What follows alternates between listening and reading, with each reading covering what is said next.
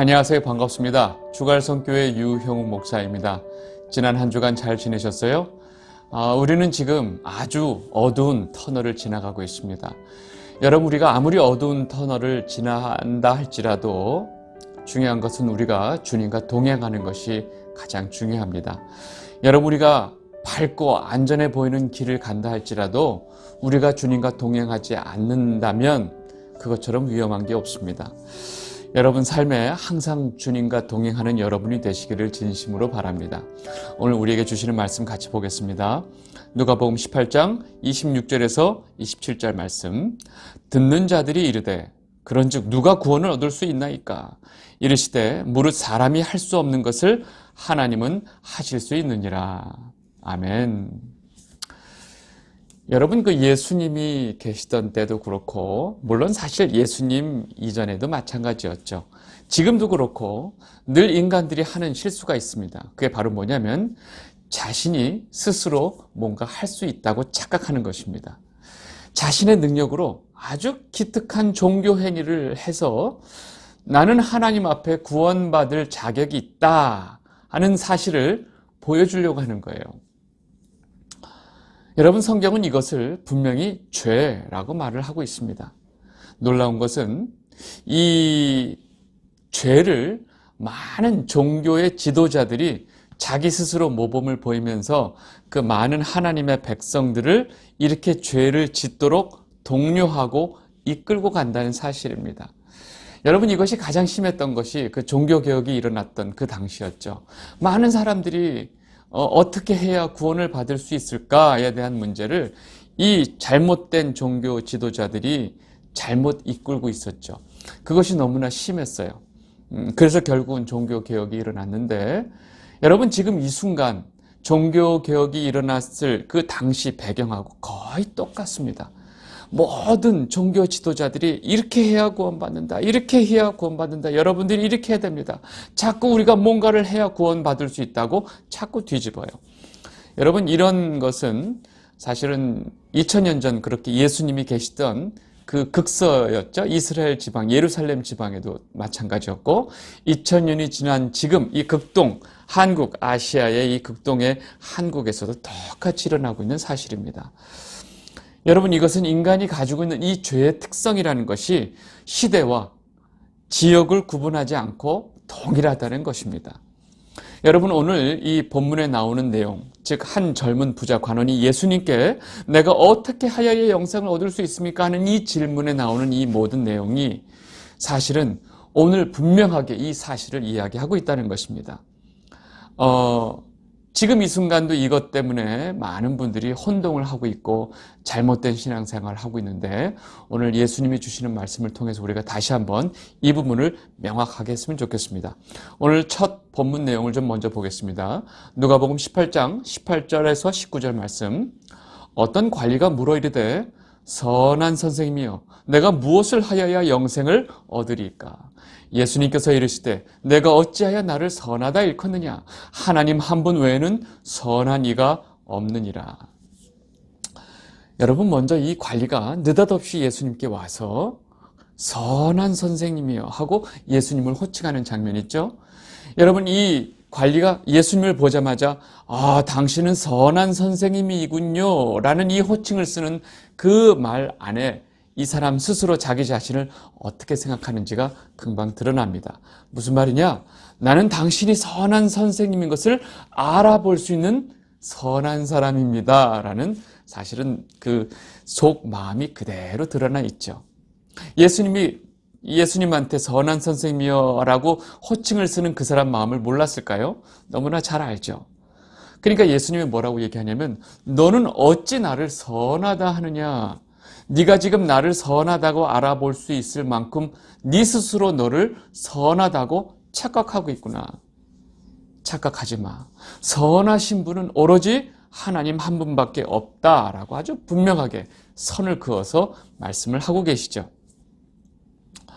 여러분, 이것은 우리가 일상 대화 속에서도 쉽게 그 사람의 말 속에 그 사람이 자기 자신을 어떻게 생각하는지를 금방 알 수 있는 내용과 비슷하죠. 여러분, 우리가 여기서 분명히 해야 될 게 있어요. 여러분, 무엇이 선한 것이에요? 무엇이 선이에요? 오로지 하나님이 선이에요. 여러분, 하나님 외의 모든 것은 다 악이라고 보시면 됩니다. 하나님께서 말씀하시는 것이 선입니다. 우리 스스로 선악을 판단하는 기준이 있다고 착각하는 거예요. 왜요? 우리는 선악과를 따먹은 그 아담의 조상들이니까. 그 다음 이 사람이 무엇을 질문했죠? 내가 무엇을 하여야 영생을 얻으리까? 라는 이 질문 자체도 틀려먹었죠. 왜요? 이 질문 속에 뭐야? 내가 어떤 행위를 해야 내가 구원을 받을 수 있다 라는 이 전제가 깔려 있죠. 여러분, 이 기본적인 전제가 잘못되어 있어요. 그러면 그 사람이 하는 질문은 옳은 대답이 될 수가 없죠. 왜? 질문 자체가 틀어져 있으니까. 여러분, 지금 이 질문을 하는 이 부자 관원은 제가 어떤 행위를 해야, 제가 무엇을 하여야 하나님에게 내가 영생을, 구원을 얻을 수 있습니까? 라고 하는 질문 속에 정말 몰라서 하는 질문일까요? 그렇지 않아요. 뒤에 내용이 나오지만 이 사람은 이미 자기는 충분히 구원을 받기에 적합한 모든 행위를 다 했다고 스스로 자부하는 사람이에요. 그래서 예수님 앞에서, 그 많은 사람들 앞에서 내가 구원받기에 합당한 모든 행위를 다 했다는 것을 인정받고 싶은 마음이 있었고, 어떻게 보면 예수님 앞에서 또 확인 도장 받고 싶은 마음이 있어서 이 질문을 하고 있습니다. 이렇게 질문을 하니까 무엇을 하여야 영생을 얻을 수 있습니까? 질문하니까 예수님이 다짜고짜 너 지금 질문 자체가 틀렸어 라고 말하지 않고요. 그래, 네가 행위로 구원을 받을 수 있다고 생각하고 있구나. 그래, 그러면 내가 한번 더 얘기를 해보자 하면서 하시는 말씀이 있어요. 누가복음 18장 20절에서 21절. 내가 계명을 안 하니 간음하지 말라, 살인하지 말라, 도둑질하지 말라, 거짓 증언하지 말라, 내 부모를 공경하라 하였느니라. 여짜오되 이것은 내가 어려서부터 다 지켰나이다. 예수님이 아주 이 대화를 멋지게 끌고 가세요. 네가 무엇을 하여야 영생을 얻을 수 있을까 물어보니까, 그래, 그럼 네가 율법을 잘 알자니 간음하지 말고, 살인하지 말고, 도둑질하지 말고, 거짓 증언하지 말고, 부모를 공경하라, 이 율법을 알고 있지. 그러니까 말이 끝나기도 전에 이 사람이 제가 그것은 어려서부터 다 지켰습니다 라고 대답을 하는 거예요. 여러분, 지금 예수님께서 말씀하신 내용이 뭐죠? 아시겠죠? 십계명이에요. 십계명인데 지금 예수님께서 십계명, 즉 1, 2, 3, 4 계명은 하나님과 인간 사이에 지켜야 될 계명이고, 5계명서부터 10계명에 있는 내용들을 예수님께서 지금 말씀하셨는데 잘 보시면 하나가 빠져 있어요. 간음하지 마라, 살인하지 말라, 도둑질하지 말라, 거짓 증언하지 말라, 내 부모를 공경하라. 요거 잘 보면 5, 6, 7, 8, 9계명까지 예수님께서 다 앞뒤로 말씀하신 거고, 마지막 내 이웃의 것을 탐하지 말라 하는 이 10계명을 빼놓고 말씀하셨어요. 지금 이 얘기를 안 하셨는데 이 부자 관원이 아주 기다렸다는 시, 저는 어려서부터 그것을 다 지켰습니다 라고 그래요. 그러니까 예수님께서 아주 차분하게 말해요. 그랬구나. 근데 너 지금 한 가지가 지금 빠져 있어 하면서 요 한 가지를 말씀하세요. 누가복음 18장 22절. 예수께서 이 말을 들으시고 이르시되 내게 아직도 한 가지 부족한 것이 있으니 내게 있는 것을 다 팔아 가난한 자들에게 나눠주라. 그리하면 하늘에서 내게 보화가 있으리라. 그리고 와서 나를 따르라 하시니. 여러분, 지금 예수님의 대화의 그 투는 너무나 편안해요. 그래. 근데 내가 하나 빼먹었어. 근데 너 요 하나를 맞아 해야 돼. 그러면 네가 영생을 얻을 수 있어. 자, 너 지금 가지고 있는 재산 있지? 그거 다 팔아서 가난한 사람들에게 나눠주고 이제 와서 나를 따라. 알았지? 그러면 돼. 그러면 네가 이제까지 했던 모든 것들 플러스 이것까지 하면 이제 네가 구원을 얻을 수 있어 라고 아주 편안하게 말씀하세요. 여러분, 이렇게 말씀하시는 예수님 투에 그래, 네가 뭘 해서 구원을 얻겠다고? 그래, 그러면 한번 내가 다 얘기해 줄게. 자, 이것까지 해. 할 수 있겠지? 라고 물어보시는 거예요. 여러분, 율법을 지켜서 우리가 구원을 얻을 수 있는 방법은요, 사실은 불가능해요. 모든 율법을 항상 지켜야 하기 때문에 인간으로서 이 율법은 불가능한 겁니다. 여러분, 지금 예수님이 그 이야기를 하고 있어요. 마지막 요 탐심의 문제를 딱 건들면서 내 이웃의 것을 탐하지 말라 하는 이 탐심의 문제를 탁 구체적으로 네가 이것을 지키려면 어떻게 해야 되는지 딱 말씀해 주시는 거예요. 예수님의 이 이야기가 끝나자마자 그 질문을 했던 이 관원의 얼굴이 어떻게 됐을까요? 그 전까지 너무나 당당하게 자신감 있게 예수님과 대화하던 이 관원의 얼굴이 어떻게 됐을까요? 갑자기 안색이 변했겠죠. 갑자기 당황한 기색이 역력했겠죠. 그리고 이건 아닌데 하면서 갑자기 네 있는 것을 모두 재산을 팔아서 가난한 사람들에게 나눠주고 나를 따르라 하는 이 말에 딱 걸려버린 거예요. 그리고 갑자기 대답도 안 하고 조용히 그 자리에서 도망가 버려요. 사라져요. 이 장면을 지금 성경이 뭐라고 표현하고 있냐면요. 누가복음 18장 23절 그 사람이 큰 부자이므로 이 말씀을 듣고 심히 근심하더라. 그리고 그 자리에서 사라졌더라 하는 얘기를 하는 거죠. 여러분 지금 이 예수님께서 마지막 이 부자에게 뭐라고 했냐? 이 탐심 문제를 구체적으로 설명하고 있는 거예요. 너는 지금 네가 어마어마한 재산을 다 가지고 있고 부자면서 다른 사람들이 가지고 싶어하는 것을 다 누리고 있으면서 나머지 누렸다고 너는 지금 영생을 얻을 수 있다고 착각하는구나. 네가 가지고 있는 거 다 버리고 내게 오거라 하고 이 탐심의 문제를 아주 전곡을 찔르신 거예요. 여러분 탐심의 문제는요. 우리는 십계명 중에서 맨 끄트머리에 내 이웃의 것을 탐하지 마라. 나 탐하지 않아. 난 내가 가지고 있는 게 충분해. 라고 이 탐심의 문제를 너무 쉽게 다루는 경향이 있습니다. 여러분 골로새서 3장 5절 말씀 보겠습니다. 그러므로 땅에 있는 지체를 죽이라. 곧 음란과 부정과 사욕과 악한 정욕과 탐심이니 탐심은 우상 숭배니라. 여러분 이 탐심의 문제는요. 바로 우상 숭배라고 지금 아주 정확하게 말하고 있어요.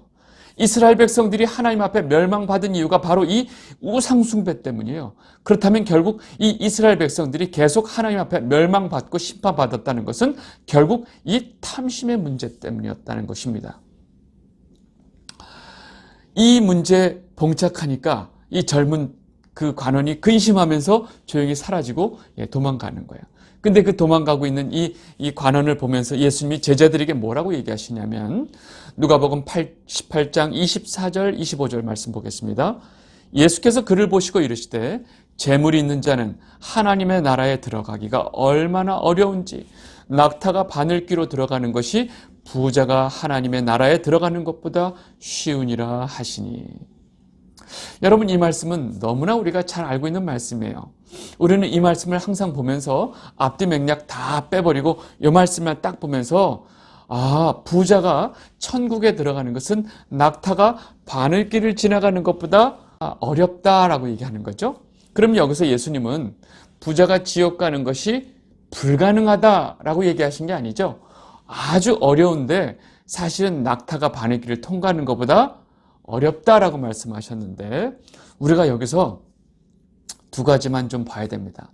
바로 뭐냐면 지금 여기서 부자라고 말씀하신 것을 우리는 너무나 쉽게 돈이 많은 부자라고 생각해요. 물론 성경에서 재물이 많은 이런 표현을 썼기 때문에 부자가 천국에 가는 것, 하나님의 나라에 가는 것 이런 표현이 있기 때문에 우리는 부자를 너무나 쉽게 돈이 많은 부자라고 생각합니다. 그런데 앞뒤 맥락을 다 보면 성경 전체의 내용을 이해하면 이 재물이 바로 뭐냐? 재물은 단순히 돈의 문제가 아니고요.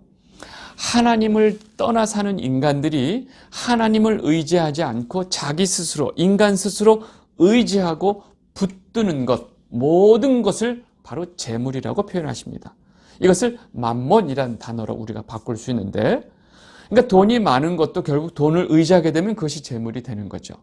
그러면 단순히 돈이 많은 것뿐만 아니라 하나님 말고 의지할 게 너무 많은 사람들, 이것이 바로 다 부자의 개념이라고 보시면 됩니다. 그래서 돈의 많고 적음을 떠나서 하나님을 의지하지 않고 인간이 의지하고 붙들 수 있는 모든 것들을 재물이라고 지금 이야기하고 있는 거죠. 여러분 돈이 별로 없어요. 그러니까 난 부자가 아니니까 괜찮겠구나 라고 여러분들 안심하시면 안 돼요. 여러분들이 돈이 많지 않다고 생각할지 모르지만 하나님 말고 자기가 붙들 수 있는 것들이 많이 있으면 여러분들도 역시 성경이 말하는 부자가 될 수 있다라고 얘기하시는 겁니다. 여러분, 그러면 지금 예수님께서 말씀하시는 이 부자의 반대의 개념이 뭘까요? 마태복음 5장 3절, 심령이 가난한 자는 복이 있나니 천국이 그들의 것이며. 여러분 아시겠죠? 심령이 가난한 자는 그 영이 붙들 수 있는 것이 오로지 예수 그리스도밖에 없는 거예요. 오로지 예수 그리스도의 십자가 외에는 붙들 수 있는 것이 아무것도 없다는 것을 깨닫고 예수님만 붙들고 있는 그 심령이 성경이 가난한 자다라고 얘기하고 있고요. 그리고 그 가난한 자가 복이 있다라고 지금 얘기하고 있는 거예요. 그리고 천국이 그들의 것이다라고 지금 설명하고 있죠. 여러분, 여기서 우리가 자꾸 이런 오해를 하는 그 근거 중에 하나가 뭐냐면, 낙타가 바늘길을 들어가는 것보다, 그러면 도대체 우리가 바늘길이라는 것을 이렇게 바늘 끝에 있는 조그만 구멍을 우리가 자꾸 바늘길이라고 생각하는데, 여러분, 여기는 우리가 좀 오해가 있습니다. 지금 성경이 말하는 낙타가 바늘길을 들어가는 것보다 어렵다 할 때 이 바늘길은요, 우리가 생각하는 바늘, 이 뜨개질 할 때 그 바늘 끝에 있는 구멍이 아니고, 사실은 여러분 당시에 성이 있잖아요. 예루살렘 성에 여러 문이 있는데 성이 어두워지면 성문을 닫습니다. 왜냐하면 외부의 침입을 막기 위해서 큰 성문들을 다 닫아요. 그러면 상인들이 이 예루살렘 성에 들어와야 되는데 문이 닫혀 있으니까 그 사람들이 못 들어오잖아요. 그러면 들어와야 되는 사람이 모든 시간을 다 지킬 수 없잖아요. 늦게 오는 사람들을 위해서 성문 옆에 아주 조그만 쪽문을 만들어 놨어요. 근데 그 쪽문은 사람이 이렇게 수그리고 들어가야 되는 아주 쪽문이에요. 그러면 상인들이 보통 낙타에 짐을 싣고 다니는데 이 낙타가 그 쪽문을 어떻게 통과하냐고요. 이 쪽문을 바늘귀라고 얘기하는데, 낙타가 이 쪽문을 통과하기 위해서는요, 낙타가 싣고 있었던 모든 짐을 다 내려야 되고, 낙타가 키가 크고 등도 이렇게 나와 있잖아요. 그러니까 낙타가 이 자기 무릎을 이렇게 꿇어야 돼요. 꿇고 우리가 포복할 때처럼 낙타가 포복의 자세로 자기 무릎을, 팔을 다, 네 다리를 다 구부린 다음에 간신히 기어서 이 쪽문을 통과할 수 있는 거예요. 그러니까 그렇게 주인이 낙타 무릎을 꿇히고 짐을 다 부리고 그 쪽문을 간신히 낙타가 통과할 수 있어요. 이 바늘귀에 들어가는 낙타가 바로 이 성문 옆에 있는 이 쪽문을 통과하는 낙타의 이야기를 하고 계신 겁니다. 그래서 불가능하다가 아니라 어렵다라고 좀 말씀하고 계신 거죠. 여러분, 지금 얘기가 정리가 됐죠. 부자는요, 즉 자기가 의지하고 자기가 의뢰하고 있는 것들을 결코 포기하지 못합니다. 하나님 말고 내가 의지하고 있던 것들을 다 포기하고 하나님만 의지해야 되는데, 하나님 말고 의지할 게 너무 많아요. 이런 사람들은 천국에 가기가 어렵다는 거죠. 그래서 우리 성도들의 삶 가운데는요, 우리가 의지하고 있는 것들, 우리가 의뢰하고 있는 것들을 하나님께서 하나님의 주권으로 가끔 쳐버리실 때가 있습니다. 여러분, 그것이 단순히 어떤 재물의 어떤 외형적인 어떤 물질에 대한 문제가 아니고요. 내 안에 내 스스로 내 자존심이 될 수도 있고요. 자기의 어떤 그 과거에 내가 누려왔던 그런 과거의 모든 경력, 경험, 나 자신에 대한 자존감, 이런 것들도 굉장히 재물이 될 수가 있습니다. 그래서 하나님은 때로는 우리에게 이런 것들을 다 깨부수는 상황을 만들어 놓으세요. 그래서 우리가 더 이상 의지할 수 없도록 만들어 주시는 거죠. 왜요? 우리가 오로지 하나님만 의지하도록 하시는 거예요. 여러분, 하나님 앞에 죄악을 범했던 이 유다 백성들, 근데 이들이 하나님 앞에 심판받기 전에 하나님께서 어떤 말씀을 하시냐면, 이 유다 백성이 나를 의지하지 않고 이 백성이 의뢰하는 모든 것들을 내가 제하여 버리겠다라고 말씀하세요. 이사야 3장 1절 보시면, 보라, 주 만군의 여호와께서 예루살렘과 유다가 의뢰하며 의지하는 것을 제하여 버리시되, 곧 그가 의지하는 모든 양식과 그가 의지하는 모든 물과, 그리고 이후에 여러 가지들이 나오는데, 여러분, 사람은 끊임없이 하나님 없이 자기 스스로 의지할 것들을 끊임없이 만들어요. 여러분, 이것이 죄인의 특징입니다. 여러분, 지금 예수님께서 왜 이 부자 관원의 이야기를 통해서 왜 부자가 천국 가기 어렵다고 말씀하신 이유를 아시겠죠? 여러분, 주갈성 성도 여러분들은 이 땅의 어떤 것보다 하나님만 의지하는 여러분이 되시기를 바랍니다. 여러분, 그렇게 여기까지 말씀하신 다음에 예수님께서 그 다음에 오늘의 말씀의 주제를 말씀하고 계세요. 누가복음 18장 26절, 27절. 듣는 자들이 이르되 그런즉 누가 구원을 얻을 수 있나이까? 이르시되 무릇 사람이 할 수 없는 것을 하나님은 하실 수 있느니라. 여러분, 이 말씀이 오늘 예수님이 하시는 말씀의 주제입니다. 지금 여기까지 말씀하시니까 제자들이 듣고 놀래요.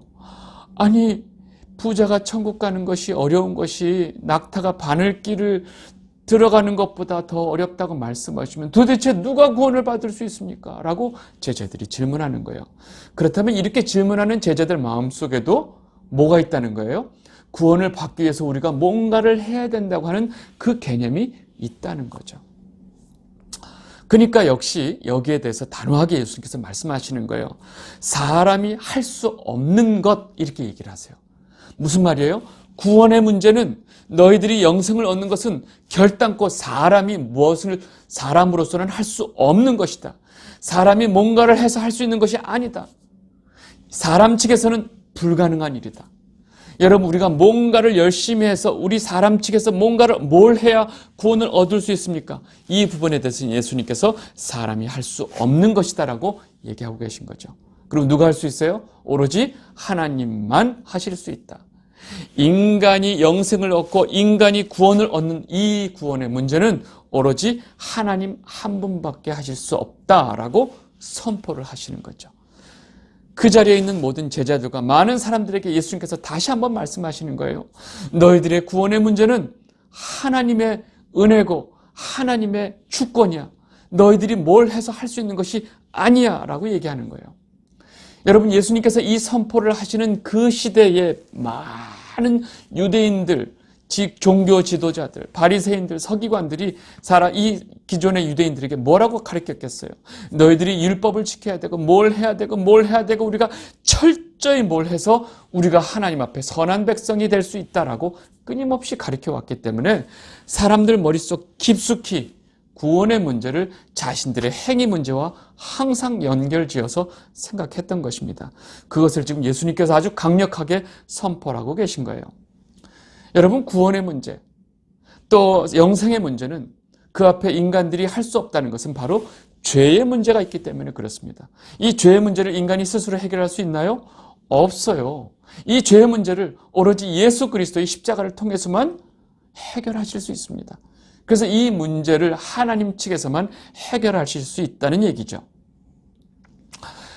이 영상을 보고 계신 주갈성 성도 여러분, 제가 여러 번 수도 없이 이 부분을 많이 말씀드렸지만 아무리 말씀을 드리고 반복해서 말씀을 드려도 아직도 이 구원의 문제에 있어서 혼동하고 계신 분이 있어요. 뭐냐면, 아니, 내가 그동안 열심히 교회 다녔고, 내가 새벽기도 열심히 했고, 내가 헌금 열심히 했고, 내가 11조 했고, 내가 뭐 했고, 내가 성가대 했고, 내가 교회 섬겼고, 내가 몇십 년 동안 평생을 내가 교회에 그동안 섬긴 이 섬김은 다 뭐냐? 그럼 이게 다 아무것도 필요 없는 거냐? 이것 때문에 하나님이 나를 사랑하시는 거 아니냐? 라고 착각하시는 분들이 아직도 많이 계세요. 여러분, 하나님께서 여러분의 교회에 했던 그 모든 섬김들을 귀하게 여기세요. 맞아요. 하나님이 보실 때 그 섬김을 다 귀하게 보신다고요. 문제는 그거와 구원이 상관이 없다는 거예요. 여러분들이 그 교회에 했던 그 모든 섬김들은 하나님이 일방적으로 우리를 구원해 주신 그 은혜에 감사해서 드린 섬김이 돼야 하는 거지, 내가 이렇게 섬겼으니까 나를 구원해 주시겠지라고 생각하시면 안 된다는 겁니다. 여러분 아시겠죠? 여러분들이 뭔가 기특한 행동을 해서 야, 내가 너 쟤 보니까 아주 참 기특하네, 내가 너 구원해 줄게, 가 아니라는 거예요. 여러분, 이것은 다시 한번 혼동이 없으시면 좋겠어요. 여러분, 하나님이 우리를 구원해 주시는 과정은 우리가 하나님을 사랑한 것이 아니요, 하나님이 우리를 먼저 사랑해 주시고 일방적으로 하나님의 주권을 우리를 선택해 주셨기 때문에 가능한 거예요. 여러분, 그리고 우리를 택해 주시고 예수 그리스도의 십자가의 보혈을 통해서 우리의 죄를 사해 주셨잖아요. 그래서 예수님께서 십자가에 달리신 거 아니에요. 예수님이 달리시고 3일 만에 부활하셨잖아요. 그리고 부활의 생명을 가지고 첫 열매 되셨잖아요. 그리고 우리가 예수님의 그 첫 열매를 따서 두 번째, 세 번째 부활의 열매가 된다고 말씀하셨잖아요. 여러분, 우리가 매주일마다 예배를 드리고 하나님께 헌금하고 하나님을 섬기고 하나님을 예배하고 찬양하는 그 모든 이유가 바로 하나님이 우리에게 먼저 이 큰 사랑과 은혜를 주셨기 때문에 우리가 그렇게 하는 거죠. 여러분, 이 순서를 헷갈리시면 안 돼요. 그래서 우리가 하는 모든 섬김, 우리가 삶 속에서 나를 포기하고 나 자신을 위해서 사는 것이 아니라 예수 그리스도를 위해서 살아가는 이 모든 것이 먼저 우리를 사랑해 주시고 먼저 우리에게 은혜를 베풀어 주셨기 때문에 우리가 이것을 할 수 있다는 거죠. 여러분, 너무나 잘 알고 있는 내용이지만 다시 한번 제가 확실하게 분명하게 확인드리고 싶어서 이렇게 다시 한번 말씀을 드립니다. 오늘 나왔던 이 탐심의 문제 있죠? 여러분, 우리에게 값없이 주신 그 은혜를 우리가 받은 자로서 우리는 모든 인간들이 당연하게 여기고 너무나 정당하다고 여기는 그 탐심을 가지고 살아가는 사람들이 아니고 나를 위해서 십자가에 돌아가신 그 예수 그리스도를 위해 살아가는 삶을 사는 것이죠. 갈라디아서 2장 20절, 내가 그리스도와 함께 십자가에 못 박혔나니 그런즉 내가 사는 것이 아니요 오직 내 안에 그리스도께서 사시는 것이라. 이제 내가 육체 가운데 사는 것은 나를 사랑하사 나를 위하여 자기 자신을 버리신 하나님의 아들을 믿는 믿음 안에서 사는 것이라. 아멘. 여러분, 이 고백을 누가 할 수 있겠어요? 여러분, 이 고백을 할 수 있는 사람들이 바로 교회고 성도입니다. 바로 저와 여러분들입니다. 이번 한 주간 여러분들 입술 가운데 이 갈라디아서 2장 20절의 고백이 끊이지 않게 되기를 진심으로 바랍니다. 아시겠죠? 네, 오늘 말씀 여기까지 하도록 하겠습니다. 감사합니다.